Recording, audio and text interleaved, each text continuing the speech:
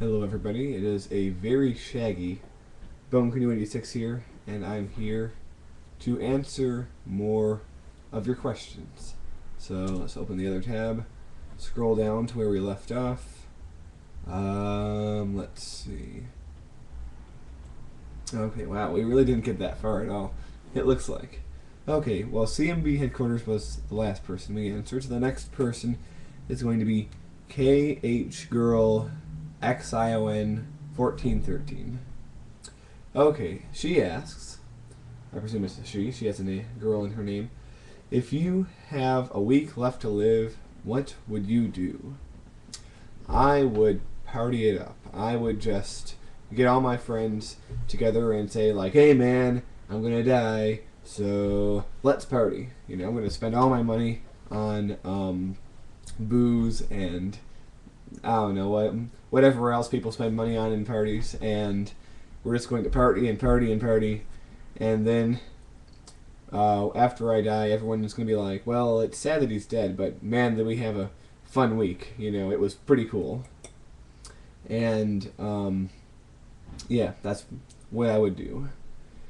Okay, and she also asked, also, have you ever played Kingdom Hearts or Portal 2? I've not played Portal. I do intend to at some point, because it really does seem like my kind of game. You know, I've always wanted a game to be made of that concept, you know, of portals, going from one place to another in the stage. It's something that I've always thought was a neat idea, and I always wonder why no one used it, and then finally someone has.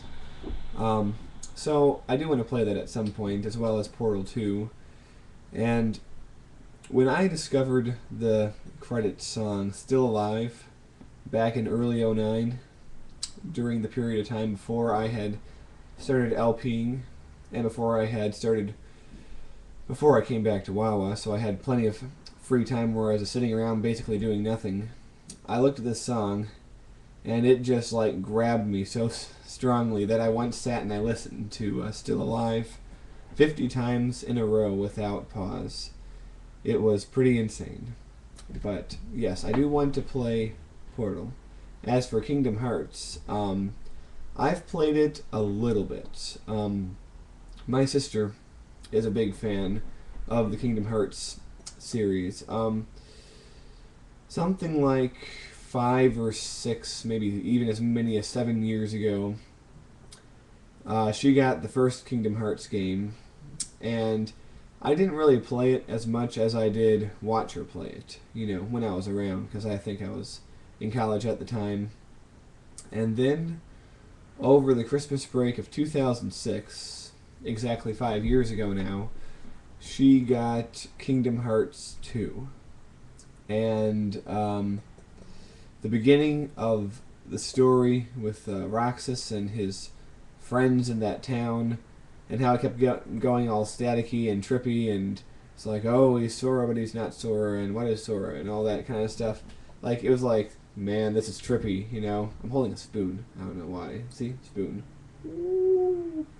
But yes, I was watching her play it, and I'm like, oh, this is so trippy, whoa, this is weird, you know? Then I had to go to work, and I was like, oh, it's weird. But, I myself did play through at least a small portion of Kingdom Hearts. Would I sit down and play through the whole thing? Probably. It seems like fun. I don't know. Might be... The chance of LPing it, though, is pretty low, at least within the next year, I guess. But like anything, if enough demand is for it, I might do it. I feel that way about most games, except for, well, Kumquats. So, let's see, what's the next question here? Mega Shadow 41. He has 4 questions. Alright, here we go. 1. If you could live in any time period you wanted and any place you wanted, where could you go? I'm presuming that I can't live here and now, because that would be a boring answer to the question. And I really want to answer, I want to live in the future.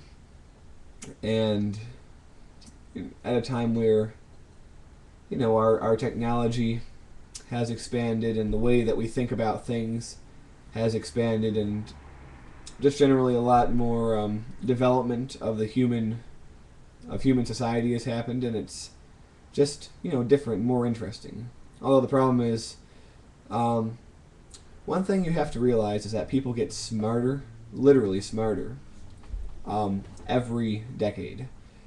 Um, they have an IQ test, and the average IQ is 100, but they notice something. Every decade, the average IQ score is about 6 or 7 points higher. So they have to keep re-normalizing the IQ test so that 100 keeps being the average. But that means the average person from the 50s is a dummy today.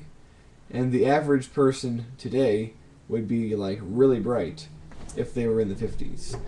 And this is because just the general human pool of knowledge has expanded. The various ways in which we are connected has expanded. And just think about things like, TV shows in the 50s were commonly very simple. They only had like one major plot and sort of a subplot. But these days we have shows like Lost and all this craziness. So things really are getting more complicated. And to understand it, we've developed a stronger intelligence, And it's not necessarily even genetic. It's just what we've adapted to do in our lives. So my worry would be if I went to the future, and let's say it was not after some collapse, it was like a continuation of our present society as it continues evolving and developing. As smart as I may or may not be now, I would be considered an idiot when I got there, because I would be using such outdated modes of thought. So maybe I'd reconsider that, and I want to go to the past. What I'd like to do, I think, would be the best course of action. I would want to be teleported back maybe around 60 years. And I don't know where I'd want to go. Maybe some place that was about to experience a boom. Maybe California. Okay, let's just say California for the sake of this. I want to be transported back to California in the early 50s because that was the immediate post-war period for America, and we were going to be in such an economic boom for the next decade and a half. And, California was a pretty booming place at the time and continued as such for decades afterwards.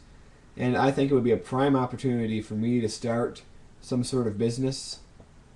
And keep in mind, since I will be in the 50s, I will be comparatively even smarter to the people there than I am to the people here.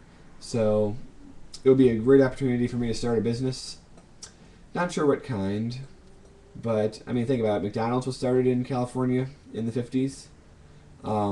My company that I work for, Wawa, was started, the first convenience store was opened in the 60s here in Pennsylvania. But I like the idea of being able to start a business in the 50s in California, and then 60 years later, when I am 85 years old and it's 2011 again, I will be a rich old man who has this huge business empire and like this whole legacy that follows me. Because of course I'll still have in my mind, the trends of the 60 years that come after. It's going to be very sweet, and everyone's going to like it. So yes, that will be my answer to that question. Okay. 2. If you had a rapper name, what would it be? Well, I don't know. I'm not much of a rapper, but my music name is Leslie Spike, so I guess my rapper name would be MC Spike, I guess. As good as I can come up with for that. Okay. 3. Would you rather be Hitler or Stalin? Okay. When you say that question, I presume you mean, it could mean a few things. Am I going to be, sort of mentally transported into the body of either Hitler or Stalin at the, during their rise to power or something like that. I presume that's what you sort of mean. And that's an interesting question because, well, everyone's first inclination would probably be to pick Stalin because, while Hitler is pretty much hated by everyone, Stalin sort of has mixed opinions on him. People hate him for a lot of things, but they also like him for a lot of other things. And Stalin's rule lasted a lot longer than Hitler's. Stalin was victorious, whereas Hitler lost. All these factors are, would point to Stalin being more interesting to be Stalin.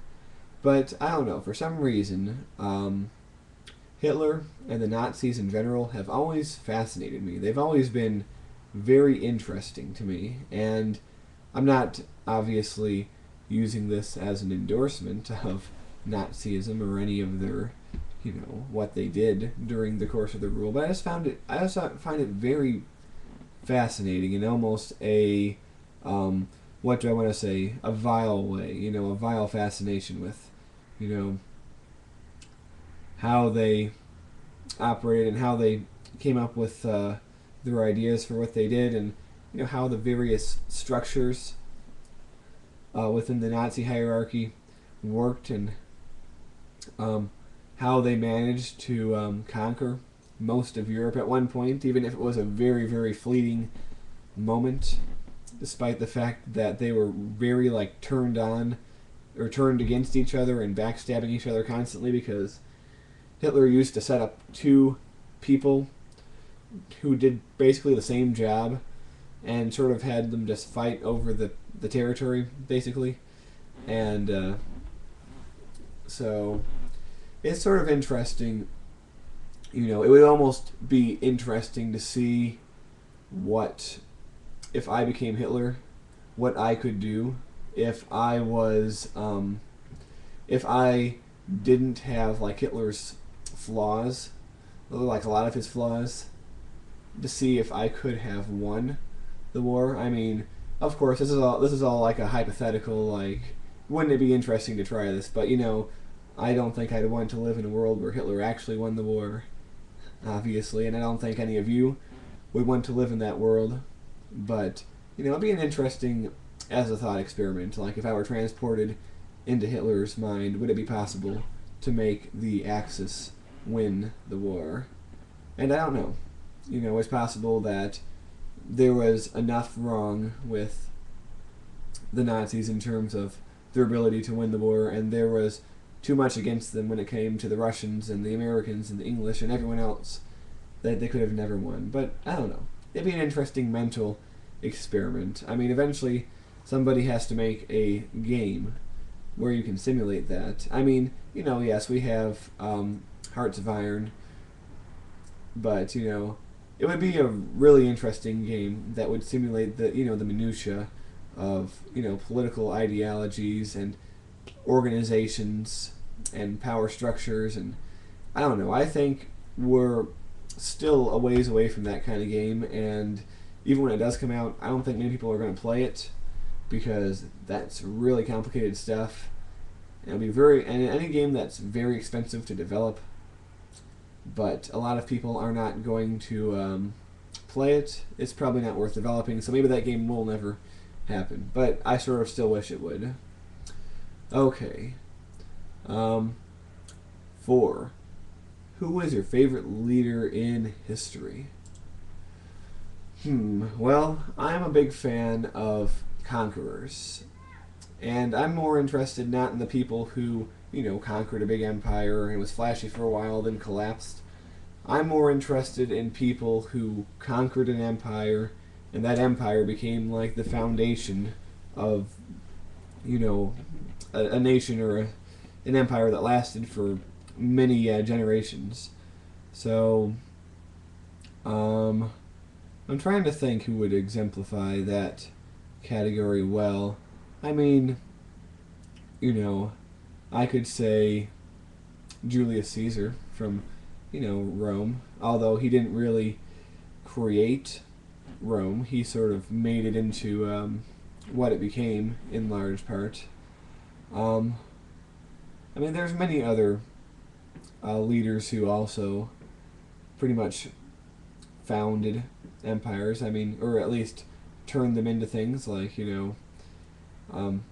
Charlemagne is considered a great founder of a nation. Then you have, in a later time period, you have Frederick the Great of Prussia, sort of made Prussia what it became, and then Peter the Great of Russia, which was about the same time, and he did a lot to advance Russia in his time, which was about 300 years ago.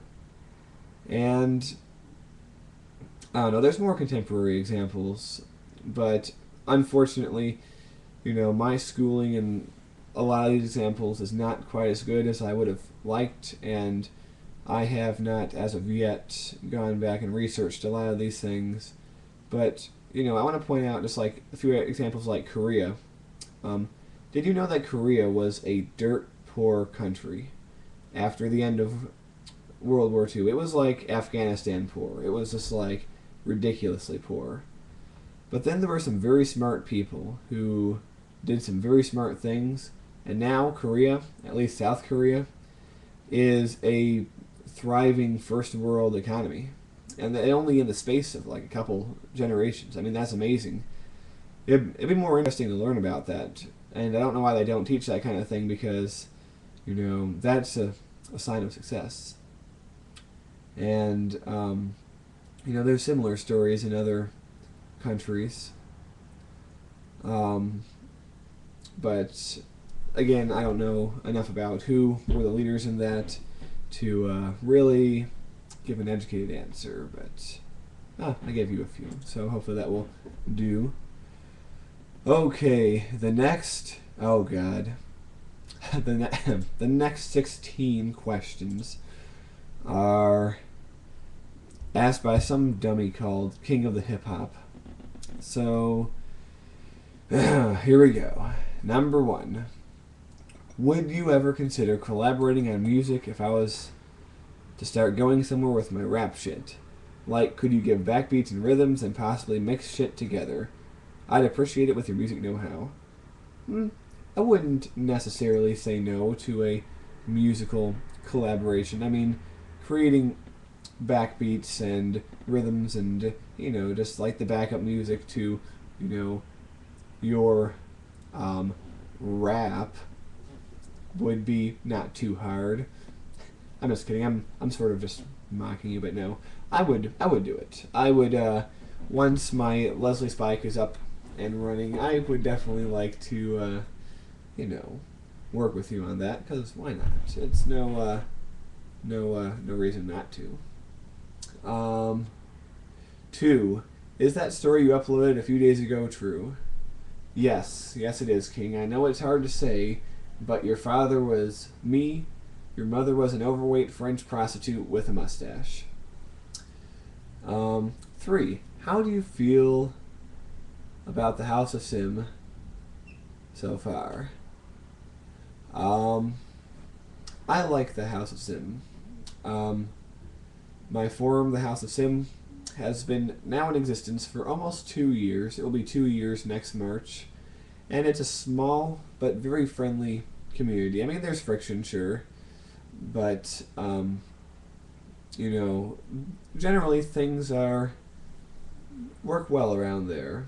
I enjoy talking to my House of Sim friends on Skype, and I enjoy chatting with them on the forum, being on the Minecraft server with them, and, all the other things we do, like appear in each other's videos. So if any of you are watching who are not House of Sim members, I would advise you to go over to the House of Sim and just check it out, Just lurk around, maybe post some. Don't worry, we're not mean over there. We are always welcoming new people who want to be part of the community. Alright, number 4. Are you considering buying any newer games to play or let's play? Well, a few weeks ago, I actually bought Cities XL 2012. I have not started playing yet, but the fact that I bought it is sure indication that I will get to it eventually. Will I let's play it? I don't know. It depends on how good I am at the game, honestly. So, I mean, just because I bought a game doesn't mean I'll LP it, because I bought Europa Universalis 3, EU3, and I intended to make a let's play of that.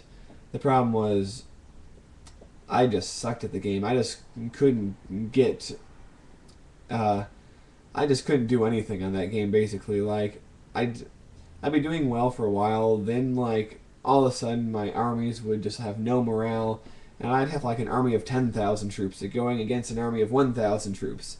And they'd just, like, give up after one day of fighting and just retreat. And I'm like, what the hell, And they would do that all the time, and I'm like, ugh. Bleh. Just annoying. I couldn't figure that game out. It's above my level, I think. Civ 3, Civ 3 is more my level. Paradox, your games are too hard. Okay. But yeah, Cities XL, I'm willing to give that a shot. Okay. As far as other games, who knows? We'll see. Probably at some point. I've bought games that are, well, not new. I mean, Grand Theft Auto San Andreas is not a new game anymore, but to me it's newer than most of the games I play, so... Well, there you go. Alright. Number 5. Are you having fun on the House of Sim Minecraft server? Yes, I am having a lot of fun. There are 8 of us right now who have been on the Minecraft server at some point. And we've built pretty much 3 well-developed towns with rail lines between them, and there's little villages and outposts and structures not in those towns, and I've had a lot of fun.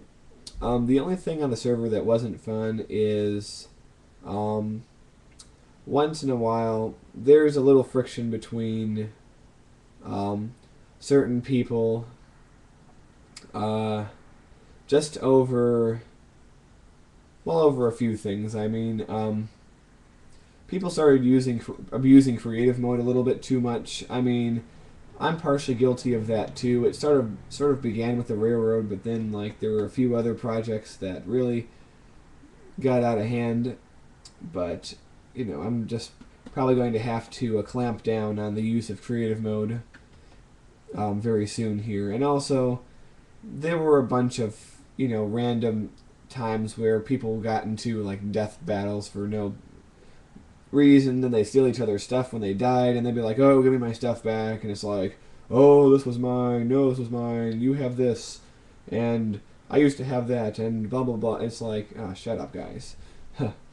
But other than that, it's been very fun, and I've enjoyed it immensely. Alright. 6. Do you appreciate and enjoy the company of your fellow forum members? Are you glad that you are able to talk to us? Why, yes, I am. It's very good to have friends that I can talk to and hang out with.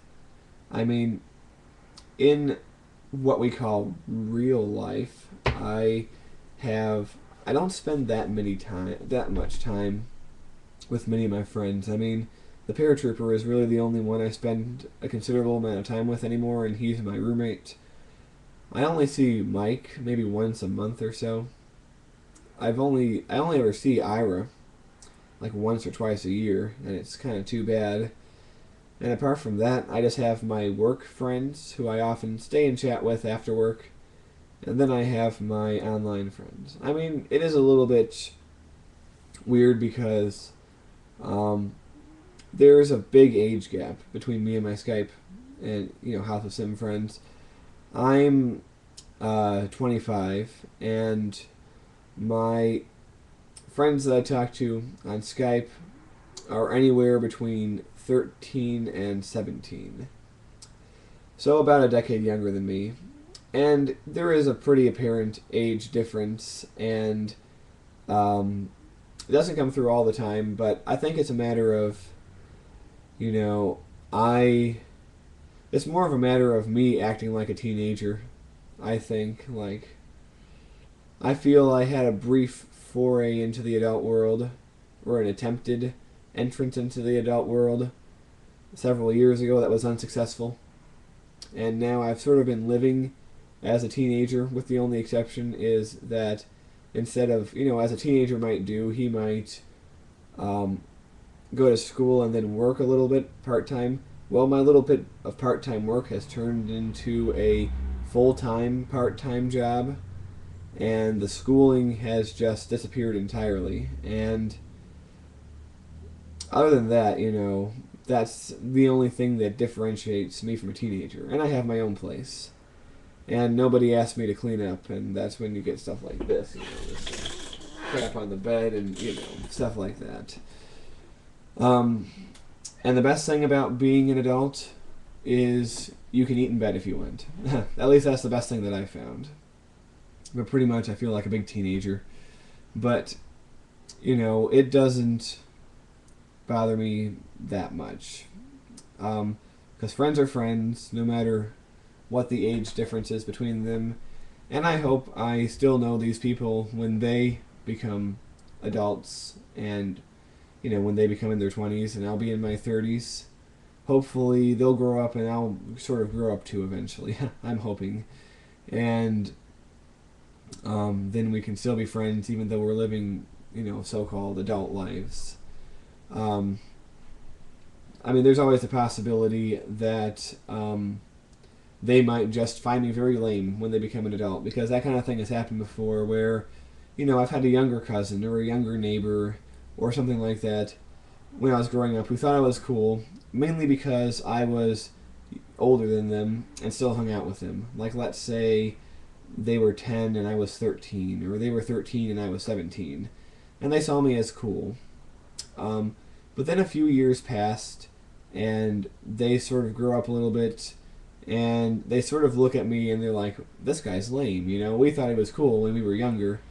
Reminds me of this episode of Recess. Do you guys remember that cartoon Recess? Amazing show. This one character called Vince. He was the black guy, the athletic guy. His older brother was in an episode, and he fit that type too. He was, everyone thought, oh man, Vince, your older brother, he's so cool. Your brother Chad. Your brother Chad is so cool. I remember when I was in kindergarten, he would hang out with us, and oh man, he was cool. And everyone talked about how cool Chad was. And they haven't seen him in years. And then, Chad comes to pick up Vince at school. And Chad turns out to be this complete nerd, just like this really dorky, nerdy, just generally uncool guy. And everyone's sort of just like, surprised, like, oh, this isn't the Chad we remember. And, the whole episode is about, them telling Vince, like, your brother isn't as cool as you think he is and all that kind of stuff. But then in the end realizing, there's different ways of being cool, I guess, or something like that. But, a little lesson they throw in there. But the main point of the episode, or the main idea of the episode that I took away from it, it's something I could really relate to, because I am Chad, I am the guy who you think is cool until you get a little bit older, then you find out I'm lame. At least that's what I think. I really hope that's not true. I hope that I'm still cool, or, I'm just, my lameness levels are not as high as I fear they are. But it is a nagging fear that I have that, a lot of these people, if they were my own age, they would find me sort of just lame. I don't know. Because I don't have that many friends my own age. Most of my friends are much younger, or in a few cases, significantly older. Like my work friends that I talk to the most are mainly in their 30s and 40s. But, yeah, that's my thought. I kind of went off on a tangent there, but I do that a lot. That's why these things are so long. Alright, well, I got as far as question 6 within this half-hour window. I kind of want to keep these half an hour.